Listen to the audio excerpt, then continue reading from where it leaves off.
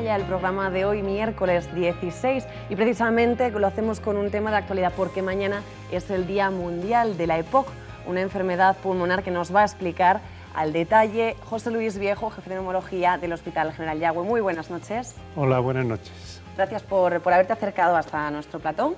Encantado de estar aquí.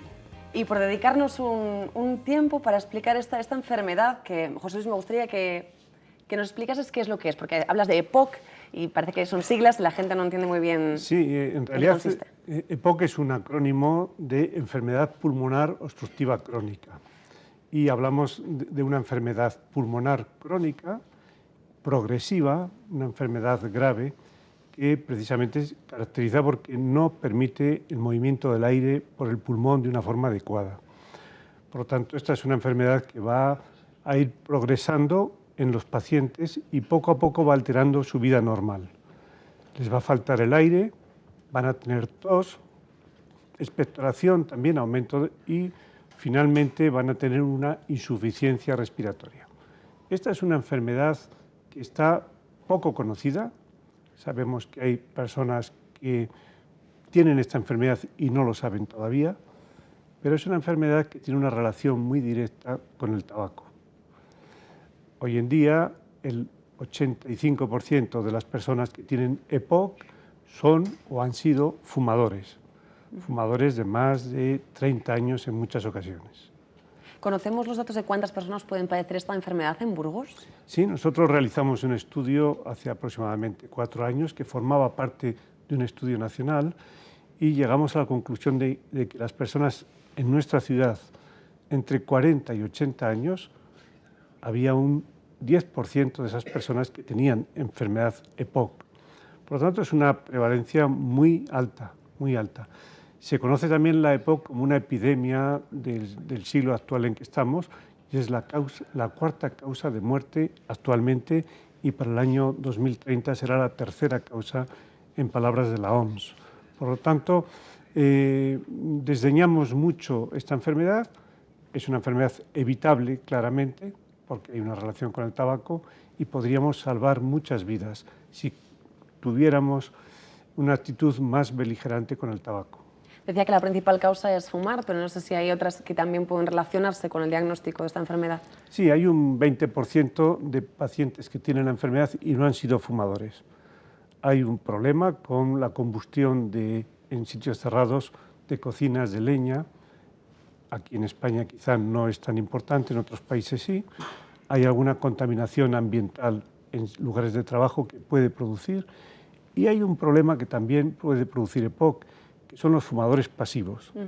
Gente que no fuma, pero que vive en un ambiente de un domicilio con fumadores. Hoy sabemos, también por otro estudio que hemos realizado, que solamente una cuarta parte de los domicilios de nuestra ciudad están totalmente libres de humo.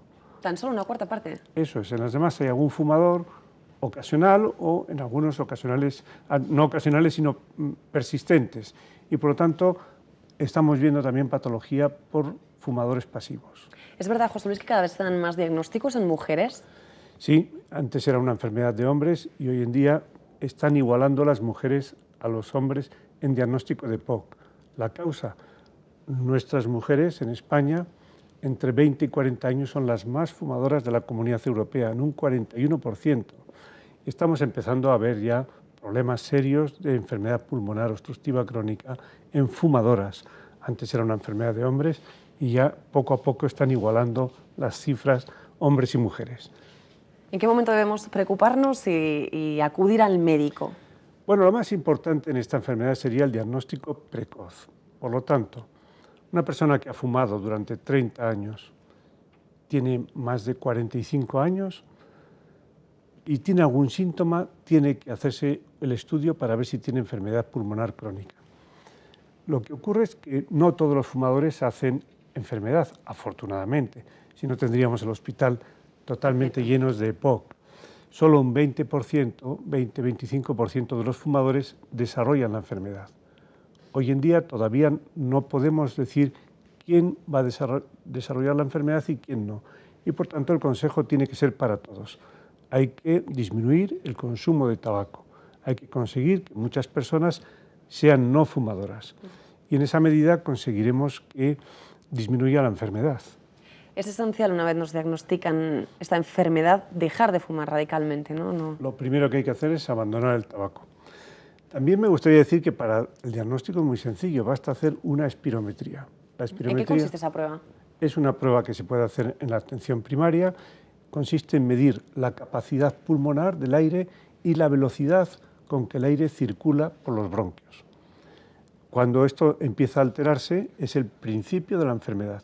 Si en ese momento suspendemos el tabaco, avisamos al paciente de su enfermedad y empezamos un tratamiento, el comportamiento posterior va a ser distinto, va a ser mucho mejor para él y la evolución de la enfermedad no va a ser tan agresiva.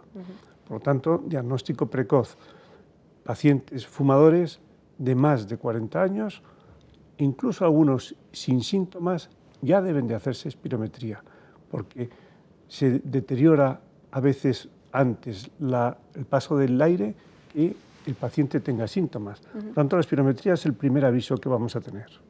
¿Y cuál sería el tratamiento una vez nos diagnostican EPOC? Sí, nosotros el tratamiento hoy en día está basado en broncodilatadores, una vez que hemos dejado el tabaco, por supuesto, broncodilatadores y antiinflamatorios, corticoides en algunos casos u otros antiinflamatorios. Y luego hay unas medidas generales, hay que hacer ejercicio, hay que evitar contaminantes, hay que ir midiendo la función pulmonar para ver cómo va perdiendo función el paciente. Hay que vacunarse, todos los pacientes que tengan EPOC deben de hacer vacuna de neumococo y vacuna de gripe. La vacuna de gripe cada año, la vacuna de neumococo a partir de una sola vez y luego más posterior a algunos 5 años después. Pero lo más interesante es que los tratamientos que hoy en día tenemos alivian los síntomas y cuanto antes empecemos a tratar, menos deterioro progresivo va a tener la enfermedad. José, pues muchísimas gracias por todos estos consejos. Bien, espero que sirvan para los pacientes y para los fumadores, que abandonen pronto el tabaco. Seguro que sí. Muchas gracias.